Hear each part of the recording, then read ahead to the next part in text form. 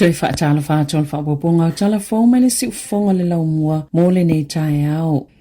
E whaani whaala putuputunga le a mawani tupe whaapopo ya la atu le vaenga tupe le malo o le Mental Health Innovation Fund. E si iti aile lango lo la tau wafoi na atu le atu nuu. Na whaapa ua le malo ili se lau afe ta la, mai le lua se lau 5 afe ta la. Le tupe whaatapula aina mo le vaenga lo na lua o talo sanga mo ia vaenga tupe. E se 10 miliona ta la na whaatupe ina ile apol kalami mo le lua tau sanga. E fe sosoni ai whaala putuputunga whaatuma oti. Po o whaala putuputunga mo tangata lau tele. O lo oafi e whaala putuputunga fo e maua ia vaenga tupe. Le Hearts and Minds se whaalau tele au nanga ia vavena tinea. Le whaafitauli eile i tupua a fianga le mafau i tutono wai te matai o kilani. O le Lofty Kalai Estate o le a whaamani eina i se vaenga tupe. Mo se au nanga fo le te konolosi e mawhaiona fisosoani mo le isi to o lua se lau whaau popo. O le Maids in Construction, whaapea ma le Asian Family Services, o le a maufu ini vaenga tupe,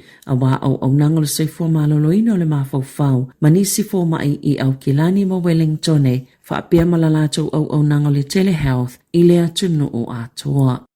Wa yei se fautuanga le EB Games se tāpuni e la lātou pisinisi New Zealand, ma tāpuni e uma lātou whale o loai pēona whaeloi se tusi na awele au whai ngā luenga, e le o la lātou fautuanga whaai ulea, ma ele e whaia la lātou whai unga se ia mai a le le whaatala noa ngai whaia, i le anganga le lei o sui lau whai ngā luenga o le a awhia i le whai unga. O le EB Games o se company Australia mo ta alonga video, whaapea ma o loai whaalau iloi ni musika po ni a talawi loa, ma o se nisi ale GameStop talu mai le tau sanga ilu afe ma le 5 e tolu valu ala tau fale o loa i New Zealand ma le tolu se lau tolu se fuluono i au se talia ele o mautinoa pe fia ni ngā luenga o le a mau wai pe a whai whaatau nuu lea fuafuanga ma tāpunia umai le EB Games ana fale o loa i New Zealand.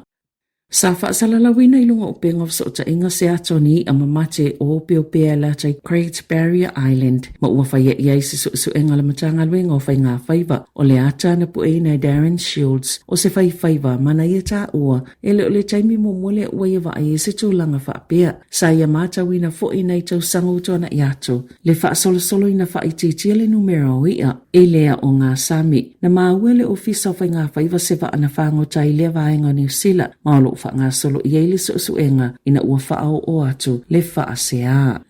Na whaaliele ioni a fō maisinia e tatau le soifo malolo ina New Zealand. O na whaaleleia le numero le au whainga luenga le whale mai kene puro, o na ole pōle susa e le se fō mai na iai na whaalia le Health New Zealand. O le vao le afol se fulu i le pōle a susaia o atu i le fitu le taia o le asonga fua, sa tupo i le whaale tonu, o na sa mama i le au whainga luenga le ana tu e tiute, mai le imwhaifo i na mua ni se whaatu muina le sifi. O tau si soifua sa wa aia tanga se ngase, ma whaiele whai unga, pe te tau na whaatali se iau o le taia au, pe mo umia le tonga fitinga whaanatinati. Na sauno le whaatonu silo le asosio fō mai whaapitoa, Sarah Dalton, e le tala whiangai mo tangata lau te lelele a uniform mai. E moni e o lava le mai so o se tasi peitai, ai se ana whaawa wai le soifo maloloina le au nanga i se whainga, ai mai se lava pe apu upu o le taimi, e tutusa le ianga wa ai maua tangata ia, mai e anga i au nanga i taimi e mai ai ngā luenga masani po le after hours e peo le Hutt Valley. Le ato o toa na maua umai le au nanga mo ila tau peo na Sāmoa Dalton. E tu samale se laulua se fulu awhitanga tai porirua taua Makapiti Coast e anga i le whale mai kene puru ma le kene puru Accident and Medical Clinic.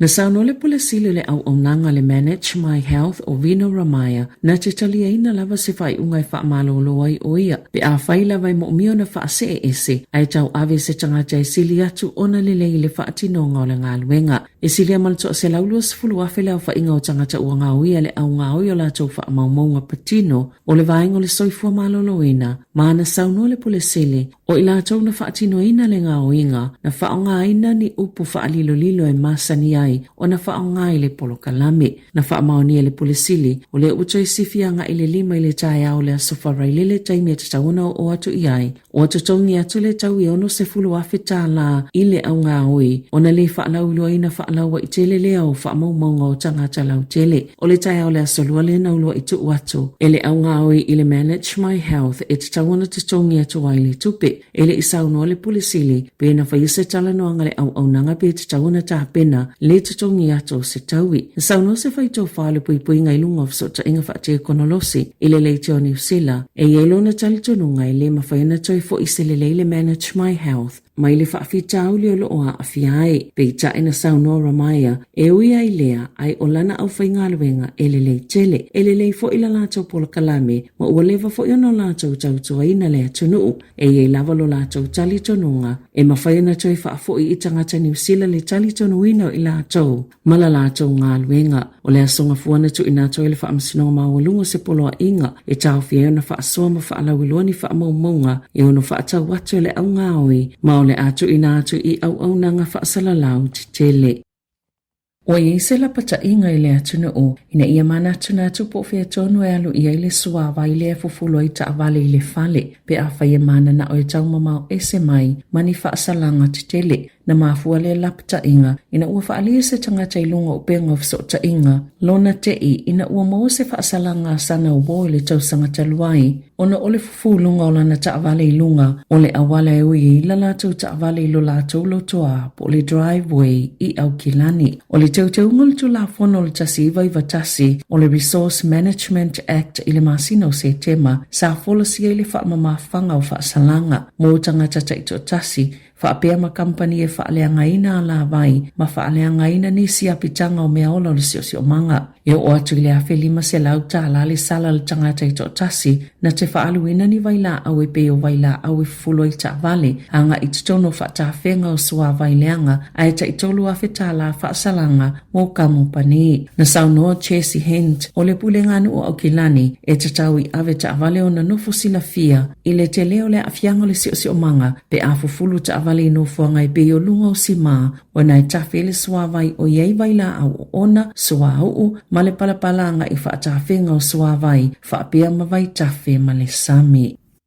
Ua whaongaina se whaalapotopotonga whesosani le Cold Coast i Aotearoa, ni vai ngā tupe mai le malo e tutongi i pāsesio ni tangata New Zealand le ini a inga i Aotearoa. E toi whaafo ima iai le atunuu, wasili ato na tele avanua malanga o lato o foi natu le taimi nei, na ilo se isi lava taimi, a ofianga iei Queen Selani, ma le whaatuptupla ia pe o le whaafitauli, o le lava o fale, o le popolenga o le Nerang Neighborhood Center, ona o le maoa e o le tootele o tangata New Zealand malanga atu, i Aotearoa, aile o lava tā pena, o lea whaalapotopotonga, e lango ma fisosani i ainga o mo mia se fisosani, ma e whaapitoa fo ila lato au nanga, e fisosani mo tangata New Zealand i tutono Aotearoa. O Dave Porter, o se tangata New Zealand, e lei se ainga e nofo ai Queen Selani, ma ua se fulu ono tau sanga talu ona nofo i Aotearoa. Talu ai nesa nofo i se paka i ei caravan, ma o le taimine o lo nofo i tutono lana ta avale, na whaalia e le Real Estate Institute o Queen Selani, o le se tetelea e pito silo na wa la lolo na foi numero o tangata i o lato lava fale i Aotearoa, ma ua si tia mawalunga fo ili tau fale no fo maututongi. Na whaalia le polisili o le whaala potopotonga fesosani, pau lava le whaiunga mule ma whaiono lato whaia,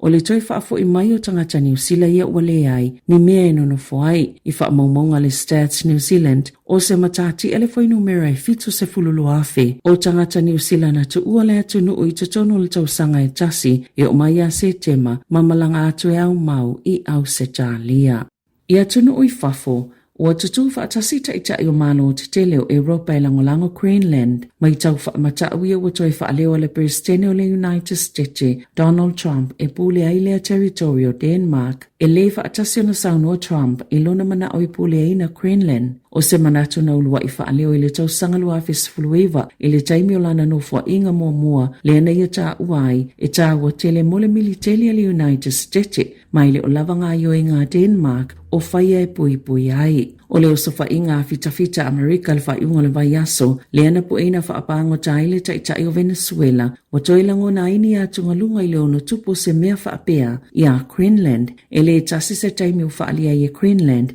le mana na oi aveo se vaengo le United States, na whaalia i se whaamatalanga so whaatasi a taitai o Falani, Beritania, Siamani, Italia, Polani, Sepania, ma Denmark i lea solua, O Greenland e ona e tangata lava le territory. Mai na o Denmark ma Greenland e whaia whai ungai mata upe whaatatau ia ila ua lava. Na whaaliele sui whaapitoa le United States mo Greenland, Jeff Landry, e yelo na manatu e langolango ina e Trump se Greenland tuto tasi. Ai yaini ona so tangatau ile tamau ainga maavanoa mo whaatawa inga mo Amerika. Oni nai to la talo na mai aleos wha inga lea na pu e nai le taitai o Venezuela. Na vali ele to olua le ali ipule o lau whainga luenga le whale pae se atau le tanga vai o Amerika i lunga le whaafanua o Greenland ma tusi ele upu soon lona winga ele o toi mamao. O Greenland o le motu pitu te le ile lalolangi peitai e na o le 5 fitu afe le whaitau au whai o na tangata. Talafawia ma le si ufongo le lau moa mo le nei tae ao.